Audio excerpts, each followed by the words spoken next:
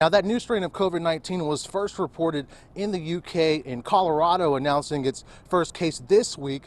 What the patient officials say is a man in his 20s with no known travel history. Now, in California today, Governor Gavin Newsom, along with Dr. Fauci, announced that there is a case of the variant in the southern part of the state.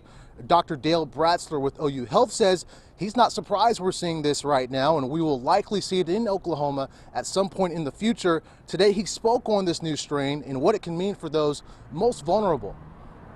I think it's important to remember that those people are at risk of any of the variants of COVID-19. I just think it's important that we recognize that we may see more cases, and those people are clearly at risk not only of getting COVID-19 but also being hospitalized if they do get it or having more complications of the disease. And Dr. Bratzler also touched on where the COVID vaccine plays into all this. He says he and other healthcare professionals are still confident about it.